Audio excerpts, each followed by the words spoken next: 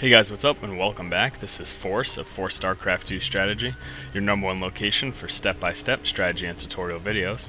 Today we're going to be taking a look at a Zerg vs Zerg strategy. We're going to be taking a look at a response to the popular Speedling Baneling build in Zerg vs Zerg, and that response is going to be getting early game Roaches.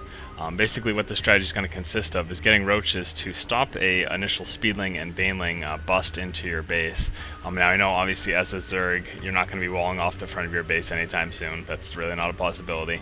But what you're going to be doing is you're going to be taking your Roaches, lining them up in the front here, putting them on hold position so they don't move to stop any Speedlings and Banelings from getting into your base.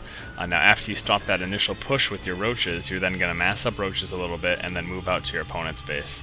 And when you do push out with those Roaches, you still have the threat of Speedlings and Banelings running into your base, so you're going to defend that by holding back a few Roaches and creating some spine crawlers as well. So yeah, just taking a look here, getting into the strategy. Going to be some pretty standard stuff. We're going to be going with that 14 pool, followed by the extractor immediately after.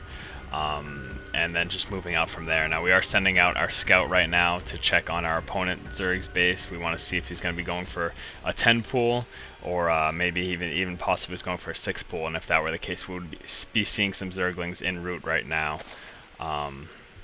So yeah, just taking a look at the strategy again. This is going to be very strong in Zerg vs Zerg because of the fact that Speedling into Baneling is such a popular strategy right now. As you can see, our opponent got that extractor before he got that spawning pool, implying that he's likely to be getting Speedlings unless he's teching straight up to a layer or going to be dropping a Baneling nest. Now again, we went ahead and we went with that 14 supply spawning pool. We followed that up right after when we had the minerals with an extractor. So we got the spawning pool first and then the extractor, as opposed to the extractor first and then the spawning pool. And then basically what's going to happen is once we get our spawning pool up, we're going to go ahead and create our Roach Warren, and we're going to move out from there. So the beginning stages of the game, nothing too exciting here. Important note is that we are doing our scouting with our overlords. Up until the spawning pools have hatched and queens can be coming out, you really have no threat of losing your overlord. There's no anti-air units that Zerg's going to have before that point. You do want to be careful as far as how far into their base you move your overlord. You want to move enough to try to get some general idea of what's going on, but you don't want to move so far in that once the queen pops out you're going to lose your overlord, because again these overlords are so very slow. So here we go, taking a look back at our base. We did, again, once that extractor popped up, we saturated it with 3 drones per extractor. And then we went ahead and dropped down our Roach Warren. Now we did this because we got pretty decent scouting information when we moved in, and the fact that we saw that extractor was coming up before that spawning pool. That tells us, again, that he's likely to be going for that Speedling Baneling build because it's so strong in Zerg vs Zerg and it's so prevalent. Now we're moving up some Zerglings that we have right now to try to defend against this early push that we're going to be seeing from our opponent Zerg player. As you can see here, he's moving his units forward, getting ready to push out.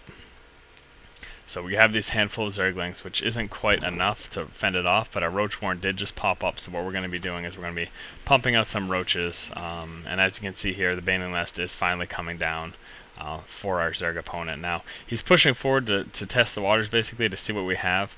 He's not going to commit too much, though, because he knows the queen, coupled with just a handful of Zerglings, is going to be enough to fend off this attack. Obviously, we do have full vision of these guys with our Overlord pushing out right here.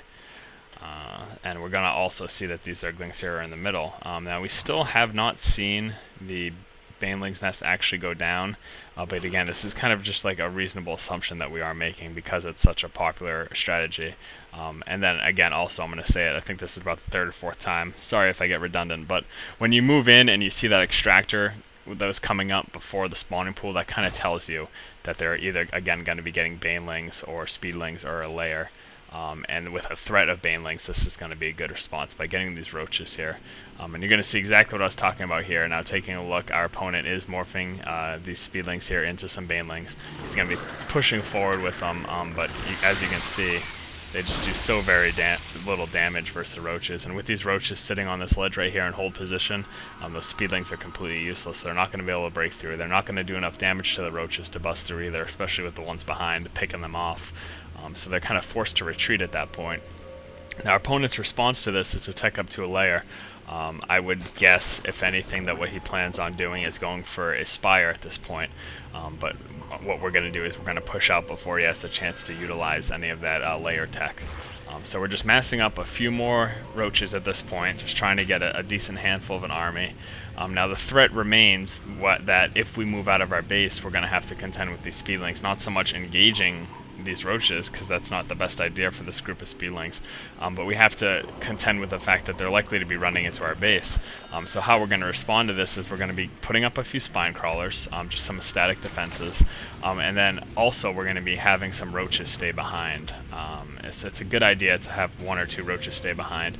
In this particular replay, the Zerg player doesn't leave them from his initial batch that he has here. He ends up just making a couple more to use as defense. I would suggest personally, moving out with this, that you leave a couple behind just in general from the start. Especially since, you know, we have Overlord scouting the entire map for both players, so your opponent here is going to know that you're pushing forward with these roaches. It's not going to be much of a surprise to them. And so you can see here the speedlings are moving up. Now our spine crawlers are a little bit late, but they are just going to pop up in time. We're going to be turning our drones to attack the Zerglings. I know they don't do a ton of damage, but every little bit helps. With these spine crawlers and with this queen, it's going to be just enough to fend off these Zerglings. They're going to be retreating shortly, and then this roach finally pops up, and that's going to be the last straw for the Zerglings. They realize at that point that they can't effectively continue this counterattack.